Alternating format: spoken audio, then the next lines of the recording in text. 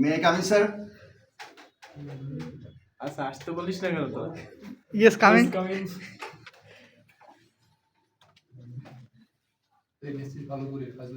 Assalamu alaikum, sir. ওয়ালাইকুম আসসালাম। বসেন। Thank you, sir. And post-graduation both in agriculture and horticulture from Khulna University. Now I am working as an assistant teacher of a primary school in Baghat. My aim of life is to be a BCS administration cadre. As a result, I am trying my level best. Thank you, sir. What is your first choice? Sir, my first choice is BCS administration. Why? Sir, for many reasons, I have given my first choice as BCS administration. First of all, I want to involve myself to ensure good governance in Bangladesh. I want to work I want to input my experience and knowledge in BCS administration. I want to ensure food security in Bangladesh. Being an agriculturist, I have given my first choice BCS administration to ensure food security and management, proper management in Bangladesh. আচ্ছা আপনি কোন সাবজেক্টে পড়াশোনা করছেন? Sir, agriculture. আপনার সাবজেক্টের সাথে অ্যাডমিনের সম্পর্ক কি? স্যার, আমার সাবজেক্ট পড়ার সময় আমাদের যে সকল বিষয় পড়েছিলাম, যেমন স্যার সোশিওলজি পড়েছিলাম, এর সাথে আমাদের সমাজের মানুষের সাথে মিশে থাকার প্রক্রিয়া শিখেছি, অর্থনীতি পড়েছি, গণিত পড়েছি। একই সাথে আমাদের যে মাঠ পর্যায়ে কৃষকদের সাথে সম্প্রসারণ কাজ করার মাধ্যমে আমি অনেক কিছু শিখেছি। এই পড়ার ছাড়াও আমি স্যার মানে সাংস্কৃতিক কর্মকাণ্ড ছিলাম এবং আমি বাংলাদেশ বেতারের একজন উপস্থাপক হিসেবে জেলা প্রশাসনের সাথে আমি কাজ করেছি। এইটাই স্যার আমার অভিজ্ঞতা। আপনি কি মনে করেন আপনার যদি আমরা অ্যাডমিনে সুপারিশ করি আপনি একজন যোগ্য ম্যাজিস্ট্রেট হিসেবে যদি প্রদান করেন আপনি দেশের জন্য কাজ করতে পারবেন? জি স্যার, আমি মনে করি আমি যদি সুপারিশ পাই তাহলে আমি দেশের জন্য, দেশের মানুষের কল্যাণের জন্য আমি নিজেকে আরো বেশিভাবে প্রস্ফুটিত করতে পারবো। কি কাজ করবেন কিছু ঠিক করছেন যে আমি অ্যাডমিন ক্যাডারের সুপারিশ হলে এই কাজ করবো দেশের জন্য? জি স্যার, স্যার আমি মূলত ঠিক করেছি যদি আমি মানে প্রশাসন ক্যাডারে নিয়োগ পাই তাহলে উপজেলা পর্যায়ে যখন মানে উপজেলা নির্বাহী অফিসার হিসাবে পদায়ন পাবো তখন উপজেলার মানুষের আমি সেই এলাকার আসলে কর্মসংস্থানের কি ঘাটতি আছে, আমি প্রথমত মানুষ যারা বেকার আছে তাদের কর্মসংস্থানের ক্ষেত্রে যে আমাদের সামাজিক ব্যবসার মাধ্যমে যারা বিত্তবান আছে তাদেরকে আমি মানে আহ্বান জানাবো সামাজিক ব্যবসার সাথে সম্পৃক্ত হয়ে যেন বেকারদের আত্মকর্মসংস্থানের সুযোগ হয়। পরিবেশ নিয়ে কাজ করবো, একই সাথে সমন্বয়ের মাধ্যমে দেশের সার্বিক কল্যাণ এবং কেন্দ্রীয় সরকার মন্ত্রণালয়ের যে সকল নির্দেশনা আছে সকল নির্দেশনা আমি জনগণের দোরগোড়ায় পৌঁছে দিয়ে জনবান্ধব সরকার গঠনের ক্ষেত্রে আমি দৃঢ় এবং জোরালো ভূমিকা রাখার চেষ্টা করব। ধরেন আপনি এক্সিকিউটিভ ম্যাজিস্ট্রেট হিসেবে নিয়োগ পেলেন, তার এক মাসের মাথায় আপনার যে এলাকায় আপনার পোস্টিং ওই এলাকায় বন্যা হয়েছে, রাত 12টার সময় আপনি শুনতে পাইছেন, তখন আপনার কি করণীয় হবে? জি স্যার, আসলে আমাদের যে ওয়েদার ফোরকাস্টিং সিস্টেমে বা যে সময় বন্যা হচ্ছে, যেমন হাওড় এলাকায় বন্যা হতে পারে, অর্থাৎ যে জেলায় বন্যা হবে তার যখনই আমি জানতে পারবো তখনই আমি সাথে সাথে মাইকিং এবং টোটাল প্রচার মাধ্যম থেকে শুরু করে সব প্রথমে আমি জনগণকে সচেতন করব এবং যে এলাকায় এই বন্যাপ্রবণ এলাকায় যে নারী শিশু রয়েছে তাদেরকে আমি মানে খুব ভালো যে জায়গাটি রয়েছে উঁচু জায়গায়, সেটা হতে পারে সাইক্লোন সেন্টার, বিদ্যালয়ের কোনো শেল্টার হতে পারে, সেখানে আমি আনার জন্য চেষ্টা করব। অনেক বৃদ্ধ লোক আছে যারা আসতে পারে না, তাদেরকে ভলেন্টিয়ার বা স্বেচ্ছাসেবকের মাধ্যমে আমি আনার চেষ্টা করব এবং মাইকিং এর মাধ্যমে এবং উপজেলার যে সমন্বয় টিম আছে তাদেরকে আমি একসাথে এবং একই সময় ওই সময় স্যার কর্মকর্তাদের ছুটি বাতিল কল্পে সেরকম একটা নোটিশের মাধ্যমে কেন্দ্রীয় সরকারের মাধ্যমে জানানো হবে, সেটা আমিও উপজেলা প্রশাসনের যে কুইক রেসপন্স টিম, স্বেচ্ছাসেবক টিম, তারপরে আনসার ভিডিপি সহ রেড ক্রিসেন্ট সকলকে নিয়ে আমরা সমন্বিতভাবে এটাকে আমরা ধরেন আপনি যখন পুনর্বাসন কাজ করবেন নারী শিশু গৃহপালিত পশু নিয়ে যাবেন, যে মেইন বাটটা সেটাই ভেঙে গেছে, তখন আপনার কাজ কি হবে? স্যার তখন আমাদের যারা স্বেচ্ছাসেবক আছে বা শ্রমিক, ওই সময় হচ্ছে আপনি কাদেরকে আগে প্রোটেক্ট করবেন?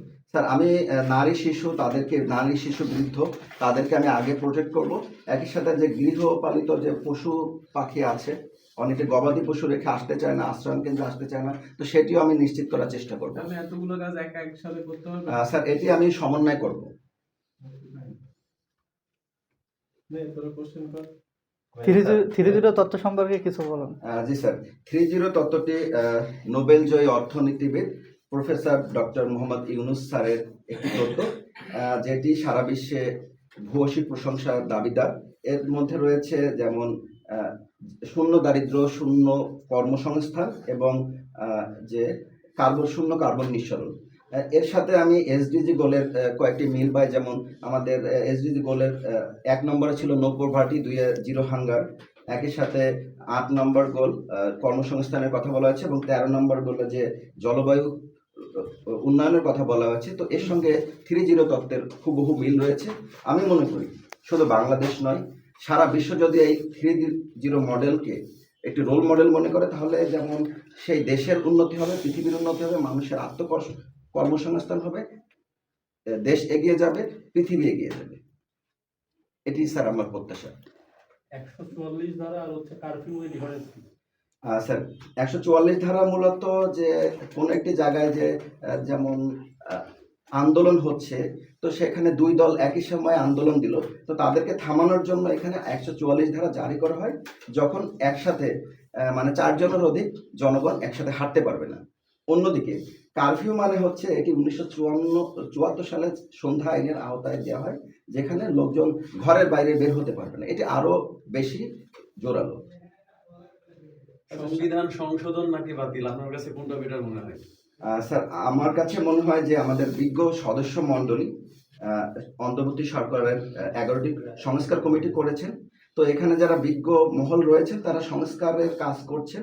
আমার মনে হয় যে সংস্কারের তারা যেটি ভালো মনে করবে, আমার মনে হয় সেটি দেশ জাতির জন্য মঙ্গলজনক হবে। আপনার কোনো ভালো মন্দ নেই, মানে তারাই যেটা মনে করে সেটাই? স্যার আমরা আপনি তো সরকারি কর্মচারী, আমি এই মুহূর্তে সরকারি কর্মচারী আছি এবং ভবিষ্যতে সেটি হবে। আমাদের স্যার এ বিষয়ে আসলে এটিকে বাস্তবায়ন করব, জনগণের যে আইন হয় আমরা আইন বাস্তবায়ন করব। ধরেন আপনি একজন চাকরিজীবী না, আপনি একজন বাংলাদেশের নাগরিক, আপনার পার্সপেক্টিভে কি মনে হয় যে কি করলে কি ভালো হবে? স্যার আমার কাছে মনে হয় এখানে যারা বিজ্ঞজনেরা রয়েছেন তারা যেটি মনে করবেন, এখানে অনেক আলোচনার মাধ্যমে এখানে দেশ বরেণ্য যারা এই বিষয়ে বিশারদ রয়েছেন, তারা এটাকে নিয়ে আলোচনা পর্যালোচনা। আচ্ছা, 71-এর স্বাধীনতা যুদ্ধ আর জুলাই এই যে 24-এর স্বাধীনতা যুদ্ধ, এই দুইটার মধ্যে পার্থক্য কি? স্যার 71-এর স্বাধীনতা যুদ্ধ ছিল মূলত পাকিস্তানি শাসন আমলে তাদের যে মানে 23 বছরের নির্যাতন, নিষ্পেষণ, নিপীড়ন, বঞ্চনা, এর বিরুদ্ধে মানুষের সোচ্চার এবং সকলের যে মিলিত যে একটি যোদ্ধা। আর একই সাথে এই 24-এর গণ অভ্যুত্থানের সূত্রপাত ছিল কোটা বিরোধী আন্দোলন, যেটি সূত্রপাত ছিল 2018 সালে। তারপর থেকে 2024 সালে 5 জুন যখন সেই কোটা বাতিল হলো, তারপর থেকে ছাত্ররা এটাকে আন্দোলনের মাধ্যমে যখন 24-এর এই বিপ্লবকে কি আমরা স্বাধীনতা বলতে পারি? স্বাধীনতা যুদ্ধ স্যার এটাকে আমরা দ্বিতীয় জি জি স্যার আমরা দ্বিতীয় স্বাধীনতা বলতে পারি। দ্বিতীয় স্বাধীনতা যুদ্ধ আমরা যেটা বলি সেটা তো হচ্ছে একটা দেশ বা শক্তির সাথে, তাহলে এইটা তো নিজের দেশের মধ্যে যুদ্ধ হয়েছে। জি স্যার, এটা তবে কি বলা যায়? স্যার মূলত আমাদের যে মানে বাক স্বাধীনতা, গণতন্ত্র, মানে মানুষ যখন বাক স্বাধীনভাবে কথা বলতে পারছে না, গণতন্ত্র যখন নির্লিপ্ত হয়ে আছে, তখন যে যুদ্ধ করা হচ্ছে, দুটোর স্যার অনুভূতি কিন্তু একই তাহলে রকম। স্বাধীনতা যুদ্ধ আর মুক্তিযুদ্ধের মধ্যে পার্থক্য কোথায়? স্যার মুক্তিযুদ্ধ বলতে বোঝায় স্যার মানে স্বল্প সময়ের জন্য, দুঃখিত স্যার, মুক্তিযুদ্ধ হচ্ছে দীর্ঘ সময়ের জন্য, আর স্বাধীনতা যুদ্ধ হচ্ছে যেটি 1 বছরের মধ্যে শেষ হয়। মুক্তিতে হচ্ছে মানুষের মুক্তির একটা আকাঙ্ক্ষা থাকে। জি স্যার। এটাই মুক্তিযুদ্ধ। অভ্যুত্থান আর বিপ্লবের মধ্যে কি কোনো পার্থক্য আছে? জি স্যার, আসলে স্যার বিপ্লব বলতে বোঝায় এমন একটি বিষয় যেখানে মানে টোটাল সরকার প্রক্রিয়া থেকে শুরু করে নিয়মাবলী টোটাল সবকিছুই চেঞ্জ হয়ে যাবে, বিপ্লবী সরকার হবে। আর গণ অভ্যুত্থান বলতে বোঝায় স্যার শুধুমাত্র সরকার পরিবর্তন হবে, কিন্তু সকল সিস্টেম যে চেঞ্জ হবে এমনটি নয়। গণ অভ্যুত্থানে সবসময় সরকার পরিবর্তন হবে এরকম কি বাধ্যতামূলক আছে? স্যার এমনটা বাধ্যতামূলক নাই, তবে স্যার মানে কিছুটা সরকারের একটা বা নীতিমালার পরিবর্তন ঘটে কমপক্ষে। আন্তর্জাতিক আদালত সম্পর্কে জানেন আপনি? জি স্যার। আন্তর্জাতিক আদালতে বাদীকে বিবাদীকে, দুঃখিত স্যার, এটি আমার স্পষ্ট ধারণা। আন্তর্জাতিক আদালতে হচ্ছে যার বিরুদ্ধে মামলা করা হয় সে কি নিজের মামলা কি নিজেই লড়ে, না তার পক্ষে লয়ার নেওয়ার সুযোগ আছে? দুঃখিত স্যার, আমার স্পষ্ট ধারণা। লয়ার নেওয়ার সুযোগ নেই, নিজের মামলা নিজেই লড়ে। জি স্যার। যেমন হচ্ছে আমাদের শেখ হাসিনা নামে যে মামলা হয়েছে, ওনার হচ্ছে মামলা উনিই লড়বে। এর আগে মায়ানমার অং সান সুচির বিরুদ্ধে যে মামলাটা হয়েছিল, গাম্বিয়া যেটা করছিল, ওনার লয়ার উনি নিজেই ছিল। জি স্যার। এখানে দেওয়ার সুযোগ নেই। ভাই যে ল সম্পর্কে বোঝে না তাহলে সে কিভাবে না না, এইখানে হচ্ছে বাদী আর বিবাদী।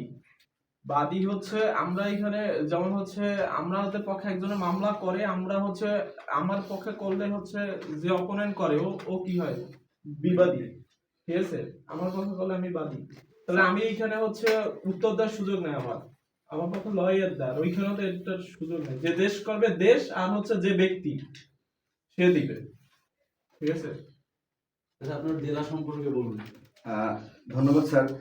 বাংলাদেশে যতগুলো মানে 64 জেলা রয়েছে, তার মধ্যে সাংস্কৃতিক, প্রত্নতাত্ত্বিক এবং ঐতিহাসিক দিক নির্দেশনায় এগিয়ে রয়েছে বাগেরহাট জেলায়। বাগেরহাট জেলায় রয়েছে ঐতিহাসিক 60 গম্বুজ মসজিদ এবং সুন্দরবন।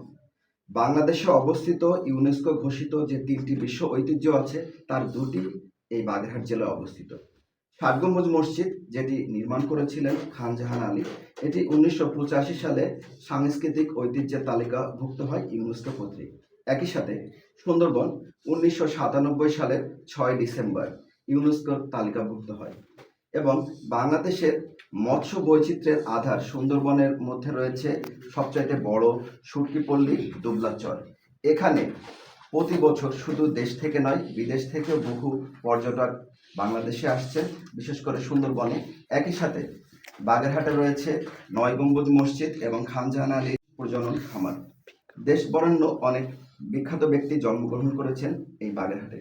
যেমন বাংলাদেশের প্রথম নারীদের মধ্যে প্রথম পিএইচডি ডিগ্রিধারী ডক্টর নীলিমা ইব্রাহিমের জন্ম এই বাগেরহাট জেলায়। ধন্যবাদ স্যার। উনি কত সালে জন্মগ্রহণ করছেন? দুঃখিত স্যার। আচ্ছা, ধন্যবাদ। সাহিত্যকর্মের নাম এডিসি থেকে বের হওয়ার পর বাংলাদেশের কি কি চ্যালেঞ্জ মোকাবেলা করতে হবে? স্যার, এলডিসি থেকে বের হওয়ার পর মূলত আমাদের যে রপ্তানি পণ্যের ক্ষেত্রে যে মানে আমাদের আগে যে সুযোগ সুবিধা পেতাম, সেই সুযোগটা কিছুটা কমে যাবে। এক্ষেত্রে আমাদের পণ্য বৈচিত্র্যকরণের ক্ষেত্রে আমাদের একটি চ্যালেঞ্জ রয়েছে। তো ধন্যবাদ, আপনি আসতে আমার একটা প্রশ্ন ছিল, এখন যে